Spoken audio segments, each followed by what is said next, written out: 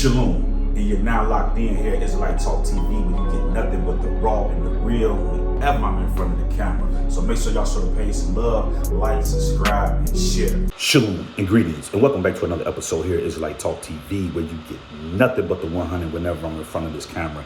Now, family, I'm coming to you guys with some late breaking news in the Shanquella Robinson case. Okay, now you guys are going to want to get this information out to the blogs that I'm getting ready to drop today. You know, this right here is straight groundbreaking news. Okay, I had been sitting around waiting for to hear an update in this case because it just had been so much stuff that's going on surrounding this case. You know, but I'm coming to you with some information that hasn't hit the internet yet as far as the YouTube streets. I haven't heard anybody talking about it, so you're going to want to share this. But the documents that I'm getting ready to go through confirms that Winter Donovan now basically murdered Shanquella Robinson. Okay? They let her die. They could have saved that woman's life, but they let her die in Mexico. And I have the information here in this message today. Okay, so make sure you guys throw them likes up, right? Subscribe to the channel and make sure you turn on all notifications and share this with the blog, because we gotta get this back going in these YouTube streets. Right now, there was an article that broke Thursday, January. Hold on. This article came out. It was updated January 8th, 2023 at 5:18. And this article is on the Charlotte Observer. Right now, the first thing that I want to say, because we have been wondering, like what's going on with the arrest? They said there was an arrest warrant and all this stuff that's going on. But let me tell you what's going on basically with this warrant. Right? It says an arrest warrant levying charges of femicide was issued in the case of Shanquella Robinson. ABC News reported late Wednesday, citing a prosecutor in Mexico. The name of the suspect, who is said to be the direct aggressor, has not been released. Both ABC News and WSOC, the Charlotte Observer news partners, reported. Now listen to this, family. This is because I want to break down to you the political stuff that's going on behind this case. It says the FBI office in Charlotte, which has an open investigation, would not comment on the arrest warrant when reached out by Observer late Wednesday. In response, the spokesperson said, "Our investigation is completely separate from Mexico. I'm not privy to anything they're doing."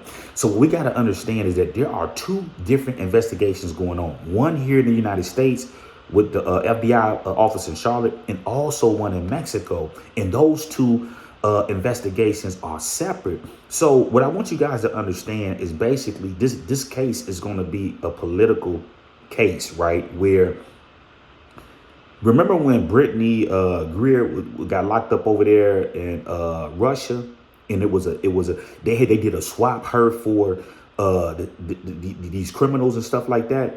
It's the same thing they're getting ready to do with this case right here. Mexico has already issued a warrant, but then the United States, they want something in return in order to extradite these people over. You got to know that behind the scenes. So this is what's going on with this case, right? Okay, because they have to extradite them there. FBI have to pick them up here. So you got to understand that with stuff like this goes on behind the scenes, the United States wants something in Mexico, just like, you know what I'm saying, the Mexico, you know, want to, you know what I'm saying, bring these people here to press charges. But now, okay, so that's what's going on with the arrest warrants and, you know, the political stuff with that. But let's jump over here to this article right here. Okay, now this is the same Charlotte Observer. I'm going to leave all the links to both of these blogs in the description box, where you can go and fact check the sources too. So it was by Kaylee Cox and Sarah Coel, updated January 8th, 2023. Okay, and the article states, doctor tried to revive Shanquella Robinson before her death, Poli report experts show. Right? So what's going on here, right? Now, listen to, okay, so look, it says right here, It says previous story. Information from a police report says Shanquella Robinson was alive when the medical help first arrived at the vacation home where she was staying with a group of people last month in Cabo, Mexico. Now listen to this. The report differs from details previously reported from the 25-year-old Robinson death certificate that says she died within 15 minutes of being injured. Instead, a police excerpt shows a doctor from a local hospital was with Robinson and others in the house close to 3 hours before she was pronounced dead. Okay.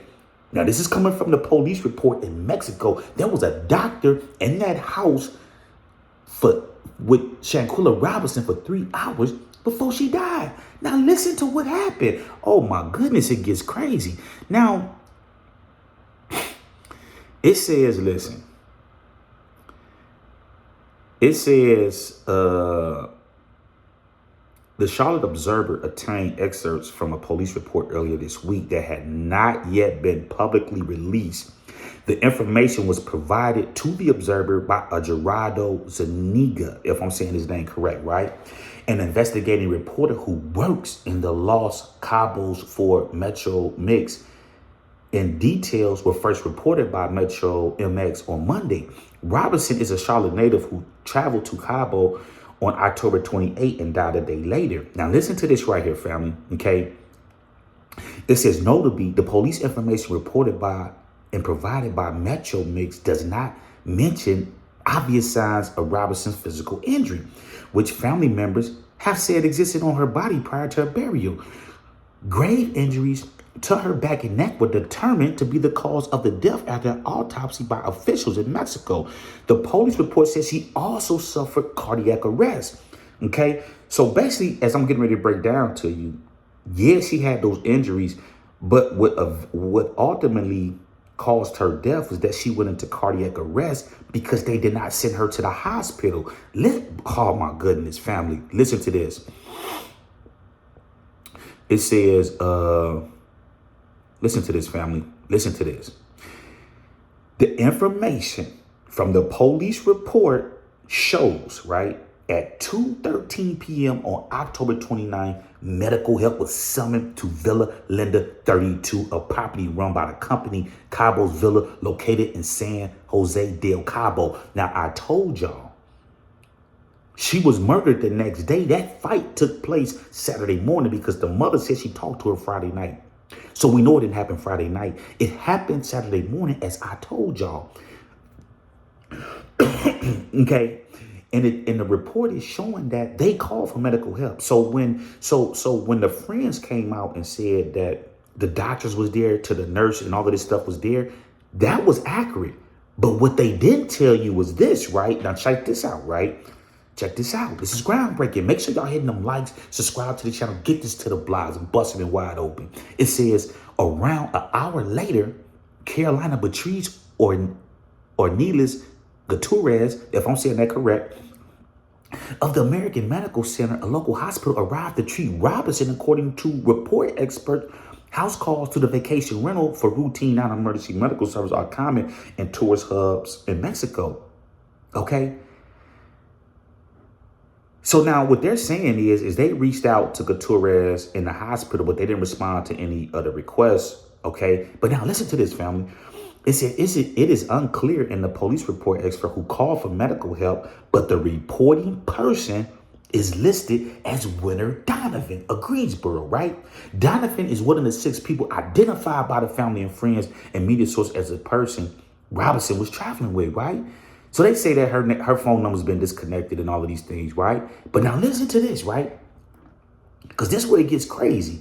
It says the police report expert is in Spanish. According to Charlotte Observer staff translation of the document, Dr. Couture says she was told Robinson had drunk a lot of alcohol and the medical call was for Robinson to be given IV, right? So after they jumped on this woman and beat her, so when the guy came out and said he was there to the nurse and all of these people got there, that's accurate. She got there. So they made the call for the nurse to get there, right?